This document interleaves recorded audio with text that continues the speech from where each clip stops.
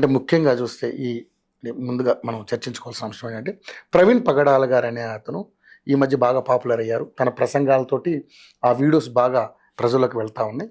So ఏంటి అసలు ఆయన అనూహ్యంగా ఈ మరణం అంటే అనేది చాలా 2 తెలుగు రాష్ట్రాల్లో పెద్ద సంచలనంగా మారిపోయింది.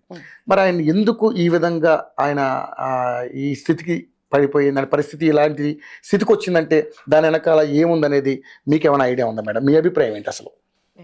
ఒకటండి, first I'm an Indian. Okay, భారతదేశము నా మాతృభూమి. దీంట్లో నుంచి ఉండొద్దు వెళ్ళొద్దు అనటానికి ఎవరికి రైట్స్ లేవు.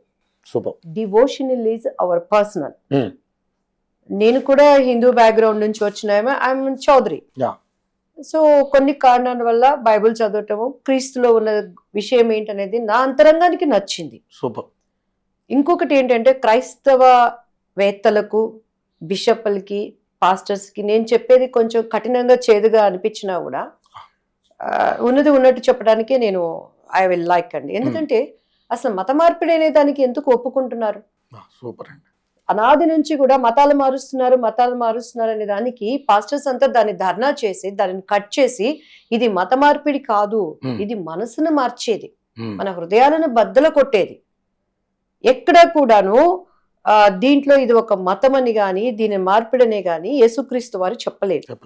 అండ్ ఇంకొకటి నేను చెప్తున్నాను, ఈరోజు కొన్ని సర్టన్ పార్టీస్ చూస్తే హిందుత్వం అని, సర్టన్ పార్టీస్ చూస్తే మైనారిటీస్ అని, సర్టన్ పార్టీస్ చూస్తే లోపల బయటికి జస్ట్ సెక్యులరిజం పార్టీస్ అని చెప్తూ అన్నింటితో వాళ్ళ అవకాశాలు, వాళ్ళు జైలుకి వెళ్లకుండా, వాళ్ళ ఫైల్స్ మూవ్ అవ్వకుండా కప్పిపుచ్చుకునే విధంగా ఉన్నారనేది ఇట్స్ ఓపెన్ సీక్రెట్, అందరికీ తెలుసు. సో ఈ రోజు క్రీస్తుని అంగీకరించిన వాళ్ళు భారతదేశం వదిలిపెట్టి మేము వేరే చోటకు పారిపోవాలా? అలానే ఈ రోజు హిందువులు ఉన్నారు, వాళ్ళు నా సహోదరులు కాదా? ఈ రోజు మనము ఎలా అయితే ప్రవీణ్ పగడాల గారికి కూర్చున్నాను, రేపు ఒక నా తోటి సహోదరుడు ఒక మైనారిటీకి జరిగినా బ్రాహ్మణికి జరిగినా కూడా మా వాయిస్ వాళ్ళ దగ్గర వినిపిస్తాం. మతాలకు అతీతంగా మనం ఉంటాం. అయితే ఈ మెయిన్ వాగ్విద్వాదం ఎక్కడ జరుగుతుందంటే ఫస్ట్ సోషల్ మీడియాని కట్ చేయాలండి. సోషల్ మీడియాని బ్యాన్ చేయాలి. ఇటువంటి వాళ్ళకి గవర్నమెంట్ స్ట్రిక్ట్ రూల్స్ తీసుకోవాలి. నీ అభిప్రాయాలు నీలో పెట్టుకో, ఇతరులను నువ్వు గౌరవించు. మన బంగారం మంచిదైతే మనం ఎప్పుడు ఇతరుల మీద పడక్కర్లేదండి. దేవుడు ఒక మాట చెప్తున్నాడు, ఆయన మాటలు ముత్యాల లాంటివి. ఆ ముత్యాలని ఎక్కడ ఉపయోగించాలో అక్కడే ఉపయోగించాలి. తర్కాలు మనకెందుకు? ఈ రోజు ఒక్కటేనండి, సింపుల్ గా చెప్తున్నాను, యేసుక్రీస్తు వారిని విమర్శించే వారందరికీ కూడాను హిజ్ స్టోరీ ఈజ్ హిస్టరీ. యేసుక్రీస్తు వారు లేకుండా చరిత్ర లేదు. కాబట్టే అలనాటి చాణక్యులు తీసుకున్నా, ఇప్పుడున్నటువంటి తీసుకున్న క్రీస్తు శకం క్రీస్తు పూర్వం అంటారు. చేతనైతే దాన్ని మార్చేసేయండి. అది జరిగే పని కాదులేండి. అది ఎందుకు జరగదు? ఎందుకంటే జనాభా కౌంటింగ్ ఆయన పుట్టుకతో ఆరంభమైంది. బైబిల్లో ప్రతి దానికి కూడా ఆధారాలు ఉన్నాయి. అలానే మేము దీనిని కించపరచమని నేను చెప్పడం లేదు. ఎందుకంటే రాముడు ఒక మంచి వ్యక్తిత్వం కలిగిన వ్యక్తిగా ఆయన బ్రతికి చూపించాడు. రామాయణం అంటే ఎవరికైనా ఎవరు గుర్తొస్తారండి? రాముడు అంటే ఎవరు గుర్తొస్తారు చెప్పండి? రవికి ఎవరు గుర్తొస్తారు? రాముడే గుర్తొస్తాడు. రాముడు ఎలా ఉన్నాడు? రాముడు మీరు చూసారా? అంటే గుర్తొస్తారంటే రూపం మనం చెప్పలేము. ఎవరు గుర్తొస్తారు? కరెక్ట్ గా ఆలోచించి చెప్పండి. ఎవరు గుర్తొస్తారు మీకు? మనకి ఎన్టీఆర్ గారు. ఎన్టీఆర్ గారు.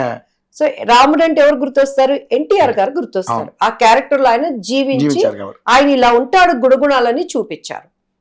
సో మరి రాముడి చరిత్ర, రాముడి దీనిదని ఎందుకు చెప్పట్లేదు? ఎందుకు చెప్పట్లేదంటే రాముడు ఆయన ఒక రాజుగా ఉన్నాడు, ఆయనకు ఒక కుటుంబం ఉంది, ఒక వ్యవస్థ ఉంది. అంతమంది దశరథ్ గారికి అంతమంది ఉన్నా కూడా ఒక మంచి భర్తగా, ఒక మంచి పాలకుడిగా ఎలా ఉన్నాడో చూపించారు. మంచిదే మనం తీసుకోవాలి. మంచి వరకు అది. విమర్శలకి మనం ఎందుకు తావివ్వాలి? చెడుదానికి మనం ఎందుకు తావివ్వాలి?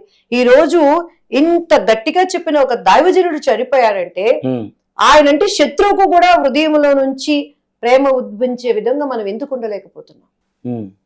Correct madam. ఒక కాకి చచ్చిపోయిందంటేనే ఆ కాకులకి కులాలు లేవు, మతాలు లేవు, అతీతంగా కావు కావు కావు కావు అని అన్ని కాకులు తీసుకొచ్చి దాన్ని బ్రతికించడానికి ప్రోద్బలం చేస్తున్నాయి. అంటే ఈ రోజు సోషల్ మీడియాలో జరిగే డిబేట్లు, ఒకళ్ళొకళ్ళు విమర్శించుకునేటువంటి వికృత చేష్టలు ఎటు తీసుకువెళ్తుంది మానవత్వాన్ని? అన్నిటికన్నా ముందు మన కులం మానవ కులం. నీకు నచ్చి దాన్ని బోధించడం బోధకులం.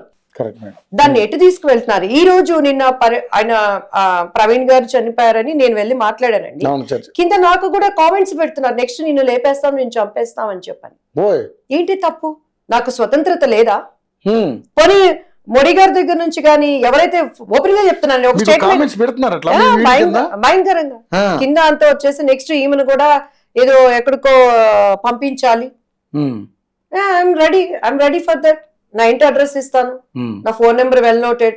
మిగతా దైవజనుల లాగా నాకు బౌన్సర్ లేరు, నాకు సంఘం లేదు. హ్మ్.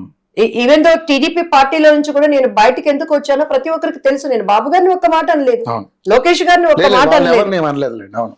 ఉన్నది ఉన్నట్టుగా మాట్లాడాం. గ్రౌండ్ పరిస్థితి అప్పుడు 23 సీట్లు టీడీపీది. అవును. జగన్మోహన్ రెడ్డి గారు ప్రతి ఒక్కరిని ఎంత ఆయన ఎలా ఆయన పరిపాలన ఉన్నారో ఆ రోజు ధైర్యంగా నిలబడ్డాము. హ్మ్. ఇప్పటికీ కూడా టీడీపీలో ప్రతి ఒక్కరు నన్ను అవమానించే వాళ్ళు, ఇంక్లూడింగ్ బాబు గారిని జైల్లో వేసినప్పుడు కూడా నా ప్రాణం అల్లాడింది. ఎందుకంటే ఆయన గుడ్ లీడర్. నాకు ఈ రోజు నేను బ్రతికున్నానంటే కరోనా టైంలో నాకు లోకేష్ గారు ప్రాణభిక్ష పెట్టారు. నాకు ఓ.